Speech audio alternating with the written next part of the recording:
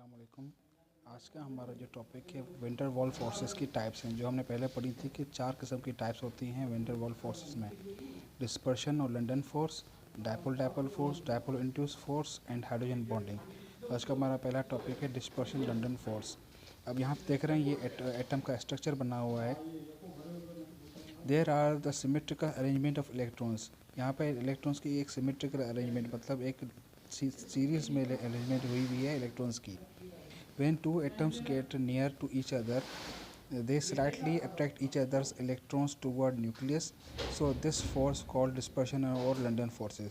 इसमें क्या होता है कि जब दो एटम्स आपस में करीब आते हैं तो वो उनके उनके एक न्यूक्लियस दूसरे न्यूक्लियस के एक एटम के न्यूक्लियस दूसरे के इलेक्ट्रॉन्स को अपनी तरफ अट्रैक्ट करता है और अट्रैक्ट करने से क्या होते हैं उनमें उनके अंदर चेंज ऑफ डायरेक्शन हो जाती है और चेंज ऑफ डायरेक्शन की वजह से अट्रैक्शन क्रिएट होती है, उसे डिस्पर्जन या लंदन फोर्सेस का है। जैसे इसमें देखें कि जब ये दोनों एटम आपस में करीब आए तो इसके न्यूक्लियस ने इसके इलेक्ट्रॉन्स को आपस में खींचा तो ये एक साइड पे हो गए, और फिर इस एटम के न्यूक्लियस ने इसके इलेक्ट्रॉन्स को खींचा तो इस कोने पे हो गए।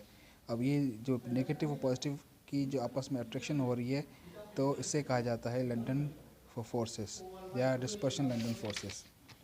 उसके बाद हमारा टॉपिक है dipole dipole force. Dipole force का मतलब होता है दो पोल वाली फोर्स। इसके एग्जांपल जैसे हम लेते हैं HCl, hydrochloric acid. When hydrogen atom transfer its electron to the chlorine, it creates two charge poles of this force called dipole charges. जब भी हाइड्रोजन और क्लोरीन आपस में रिएक्ट करते हैं तो हाइड्रोजन अपना जो इलेक्ट्रॉन होता है वो क्लोरीन को दे देता है। उसकी वजह से जिस तरह ये हमने स्ट्रक्चर बनाया है कि क्लोरीन का जो एटॉमिक नंबर है वो 17 है। पहले में 2 आएंगे, दूसरे में 8 आएंगे, तो 2 और 8 हो गए 10, और लास्ट वाले में आएंगे 7। अब इसको 7 को अपना आठवां शेल इलेक्ट्रॉन्स कंप्लीट करने के लिए एक और इलेक्ट्रॉन चाहिए ऑक्टेट कंप्लीट करने के लिए, तो वो हाइड्रोजन उसको दे देगा, तो इससे उसका ऑक्टेट कंप्लीट हो जाएगा। Chlorine needs 1 electron to complete his octet, so it takes from the hydrogen and hydrogen becomes positive and chlorine receives 1 electron, it becomes negative। तो हाइड्रोजन पॉजिटिव बन जाता है, उसके अंदर इलेक्ट्रॉन ख़त्म हो गए, और जो क्लोरीन के अंदर इलेक्ट्रॉन ज़्यादा हो जाए तो वो नेगेटिव हो जाता है। This force of attraction called dipole force, so it works between 2 HCl molecules. अब इस HCl मॉलिक्यूल में इस तरह काम करता है कि हाइड्रोजन पॉजिटिव, क्लोरीन नेगेटिव। अब क्लोरीन नेगेटिव और इसके दूसरे हाइड्रोजन पॉजिटिव को आपस में अट्रैक्ट कर रहे हैं, तो ये इसके जो बीच में जो अट्रैक्शन फोर्स हो रही है उसे डायपोल डायपोल फोर्स कहा जाता है। उसके बाद हमारा टॉपिक है dipole induce force. This force works between polar and non polar molecules.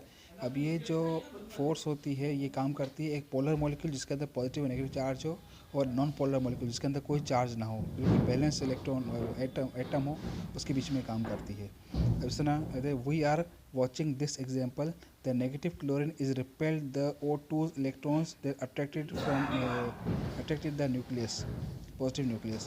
अभी क्या होता है कि जो क्लोरीन जो है जो नेगेटिव है वो उसके जो आसपास जो नेगेटिव इलेक्ट्रॉन्स होते हैं उनको रिपेल कर देता है, धक्का दे के पॉजिटिव जो न्यूक्लियस होता है उसको अपने करीब लेके आ जाता है, और उस करीब लाने से इनके अंदर शिफ्टिंग हो जाती है चार्जेस की, और जो नॉन पोलर मॉलिक्यूल होता है वो पोलर में कन्वर्ट हो जाता है।